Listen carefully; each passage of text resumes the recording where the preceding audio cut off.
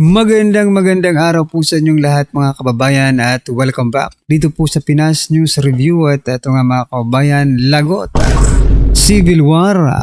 Civil War na mga kababayan. AFP Scout Ranger nagsalita na. Bronner BBM delikado na. Nako. Yan mga kababayan, patungkol po riyan ang ating alamin at bibigyan ng reaksyon sa video ito.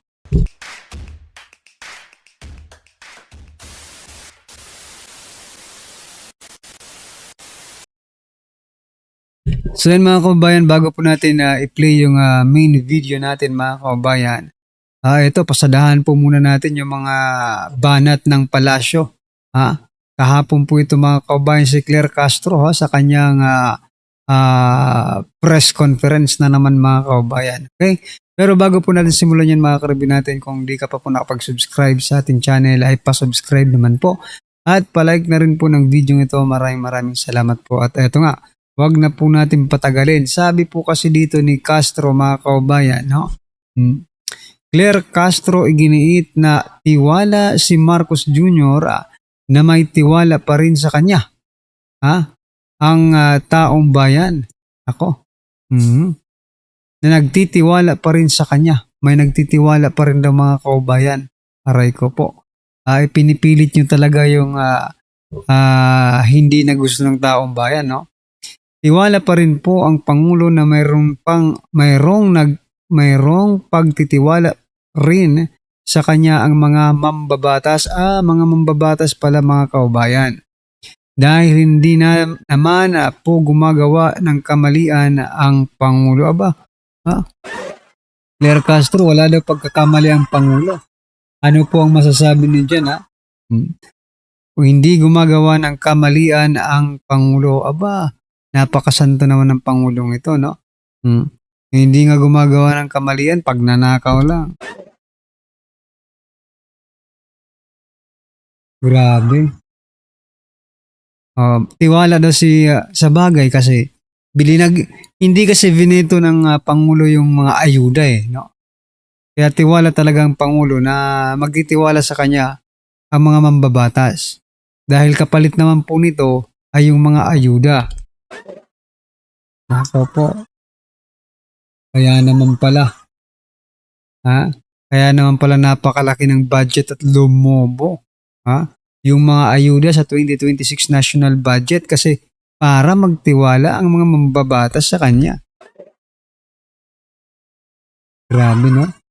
Akala siguro ni Claire Castro lahat ng sinasabi niya paniniwalaan ng taong bayan. Ang problema nga mga karabin natin, lahat ng sinasabi ni Castro wala nang naniniwala Ikaw, naniniwala ka pa ba hanggang ngayon kay Castro?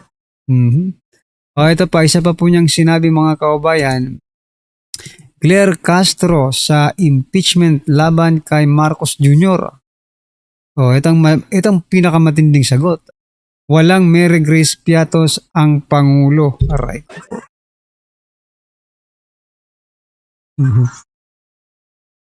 Hindi ko alam kung abogado ba talaga ito mga kaubayan, no? Kasi, ang basehan ba ng impeachment ay Mary Grace Piatos? Yan lang po ba? Kung confidential, anong walang Mary Grace Piatos? Baka mas malala pa nga sa Mary Grace Piatos yan Dahil napakalaki po ng confidential fund ng Pangulo. Sa 2026 nga, more than 4 billion, no?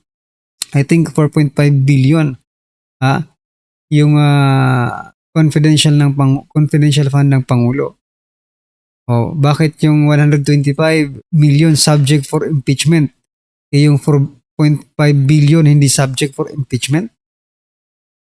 Yung Piatos na sinasabi po ni Castro, no, sa mga hindi po nakakaalam, ito po ay mga code name, no, mga alias na ginagamit ng mga agents, no, diyan po sa paggamit ng confidential fund, no. Hanggang ngayon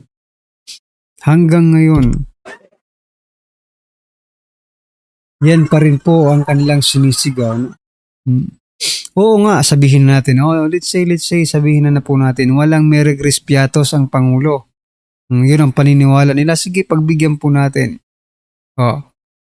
Pero ano naman po yung sinasabi ni Congressman Ungab ng mga posibleng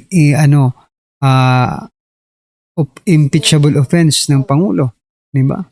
Yung yung unconstitutional na budget, di ba? Pwede yun, di ba? O ano pa, yung sinasabi ni BP Sara, di ba? Betrayal of public trust. Kasi wala nang nagtitiwala sa iyo eh. Pagnanakaw, korupsyon sa gobyerno. Hindi ba yung pwede?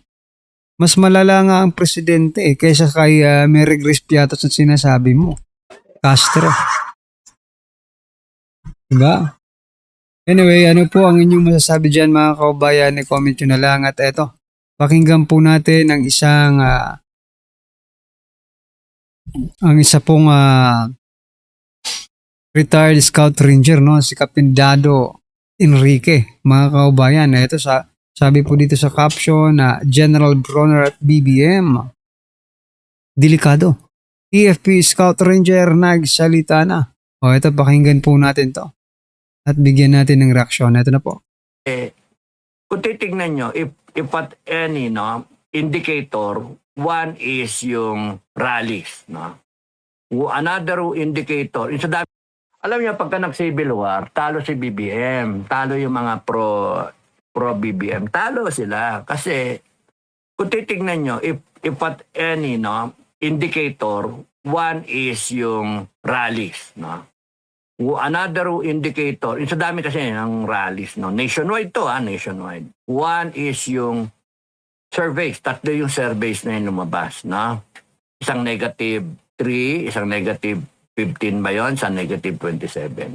So kung nakita ninyo, ang laki ng mga tao na galit sa administration. Now, pagka dinala mo yan sa civil war, it's Team A, Team B, Team BBM, Team Duterte. Pagka lahat yan, armado, kahit yung armed forces, walang magagawa. Hindi pa. Bakit pipigilin ng armed forces yan? Let the people decide. Stand aside ng AFP. Makukumpiyos ang AFP, sino kakampihan eh? Lahat naglalaway na magpatayan eh. O tatabi AFP. Kung sino manalo, doon na ang AFP. Anak ng toko, ayan. So, pagka nag-civil war, talo si BBM. Pagka nag-secession, talo si BBM. Pagka nag-revolusyon, talo si BBM. Ganon eh.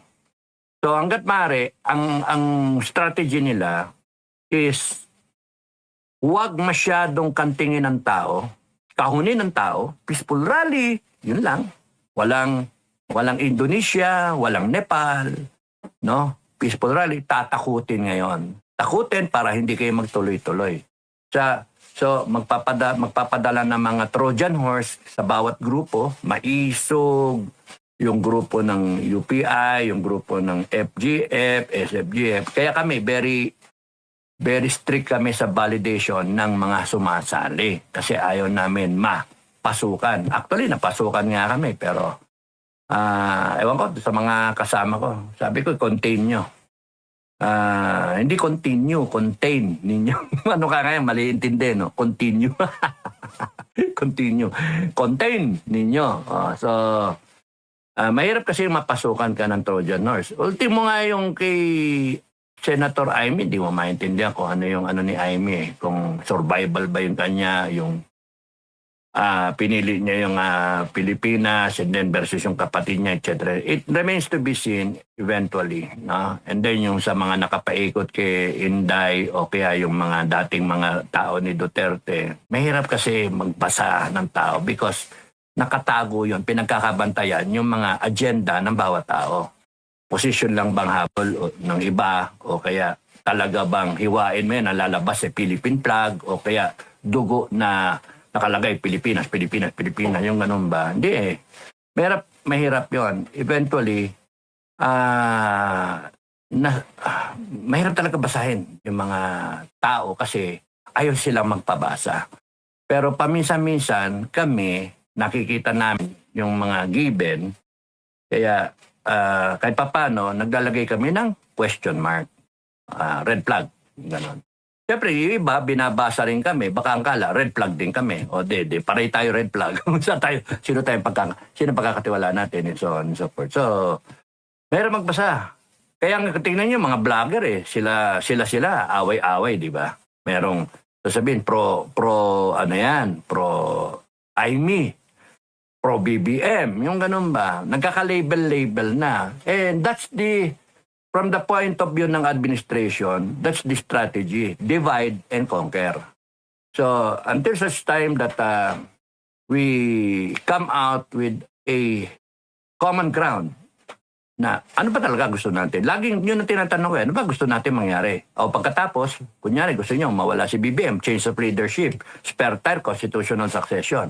O after that, paano? And then bitawan nyo na, hayaan nyo na si Inday. Hindi, it has to be a whole nation approach. Dapat suportahan na. Because yung nangyari sa EDSA 1, EDSA 2, magkanya-kanya na naman tayo Hinayaan lang natin yung mga politiko. This time, this should be, kung magkaroon man ng people power, this should be the huli na people power. Such that, anak ng toko, tapusin na natin tong kagaguhan ng Pilipinas. Yun yung sa akin. Ang hirap gawin nun. No? Ngayon, hindi, ayaw nila Marcos, siguradin, ayaw nila yan na magtuloy-tuloy civil war. Talo sila Bakit? Because mapipilitan sila orderan. I-effect yung pagiging commander-in-chief niya. Samantalang yung tao, ini-effect yung pagiging sovereign commander ng tao.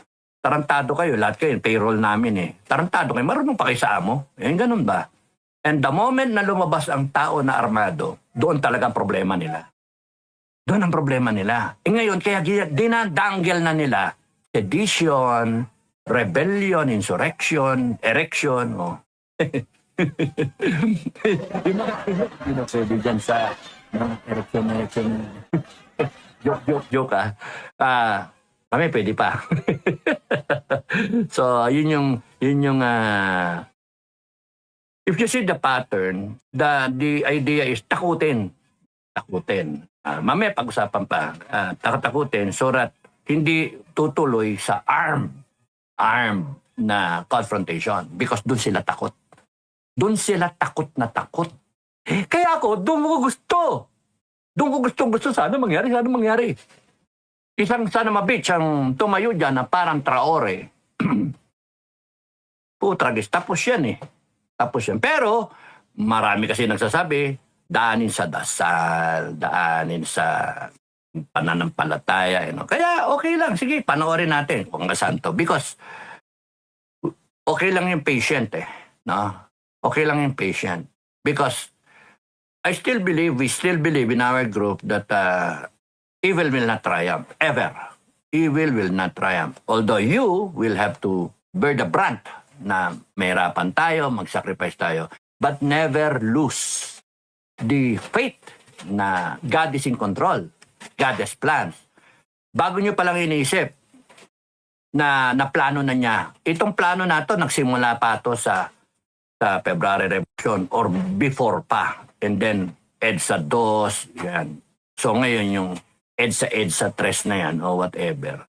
Yung susunod na revolusyon. Itatopic ko nga yan siguro sa ibang araw, no?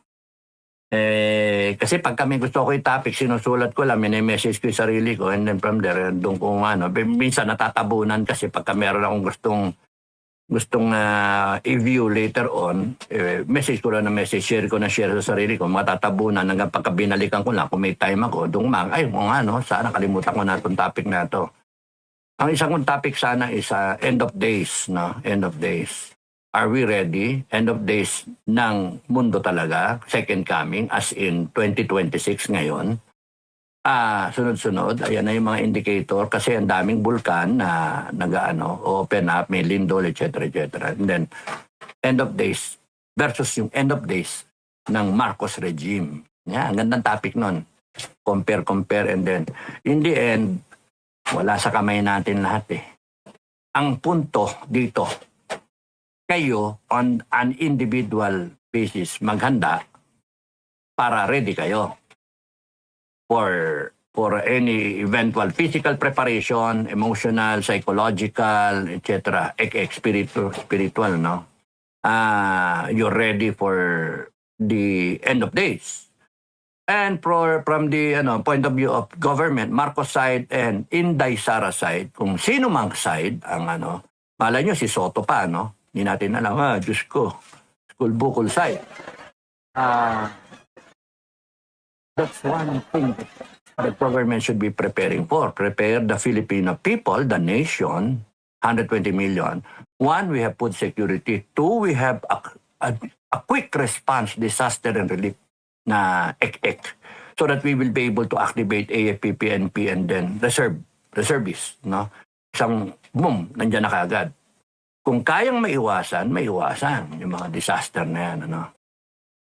Ang daming gagawin kasi the moment na hindi mo ma-address yan, yung mga ano na yan, wala tayong preparasyon, wala nga tayong mga bunker, wala nga tayo ng mga ano.